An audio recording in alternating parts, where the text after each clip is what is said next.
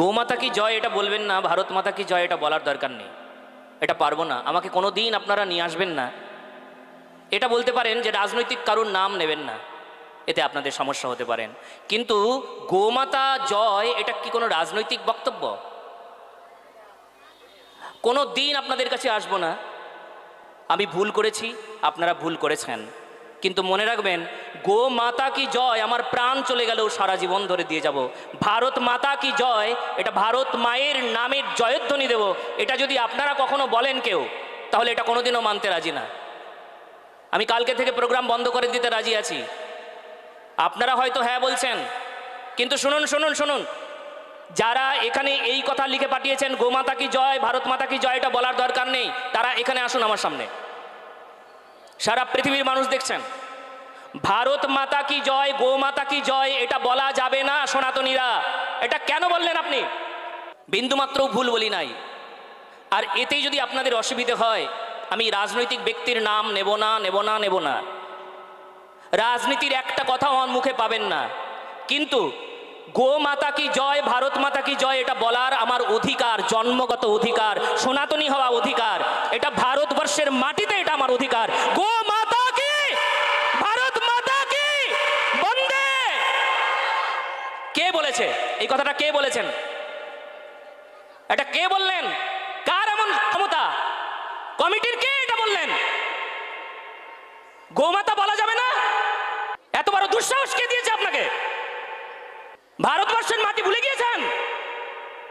আপনারা সব জানেন যে গো ভক্তকে আমরা এখানে বসিয়েছি, তিনি গোমাতার জয় বারবার বলবে। এমন দুঃসাহস কে দেখিয়েছেন? দেখান আমাকে, আপনি দেখান। আপনাদের এই প্ল্যাটফর্ম না পেলে আমার সারা পৃথিবী আমার জন্য প্ল্যাটফর্ম তৈরি করে রেখেছে।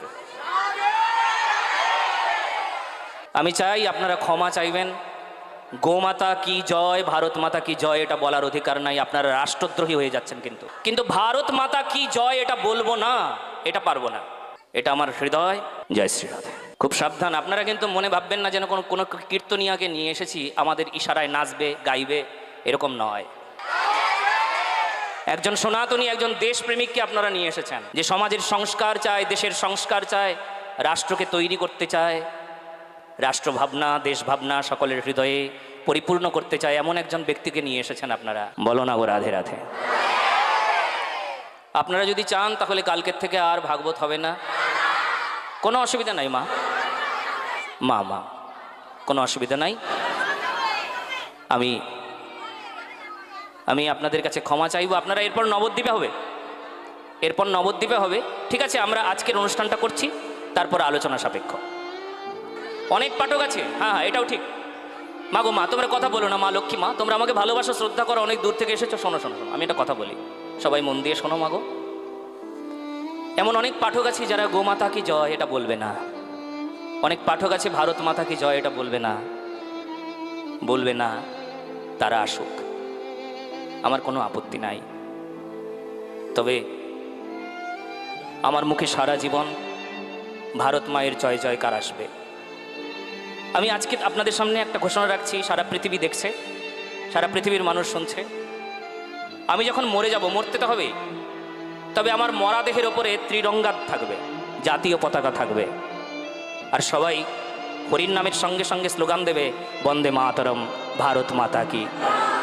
হা হা, এটা আমার ইচ্ছা, সারা জীবনের আমার এই ইচ্ছা। আমি সবাইকে বলে গেলাম, লিখে যাব। সত্যি দুর্ভাগ্য ও লজ্জা, এত বড় দুঃসাহস হয় কিভাবে? একটি হিন্দু ধর্মীয় সভায় একজন হিন্দু ধর্মগুরুকে এইভাবে চিঠিতে প্রস্তাব, তাও আবার ওই কমিটির। আমার মনে হয় অবিলম্বে ওই কমিটিকে ওই প্রকাশ্যে জনসভায় ক্ষমা চাওয়ানো উচিত ছিল। যদি আমার সাথে একমত হন অবশ্যই কমেন্ট করে জানান।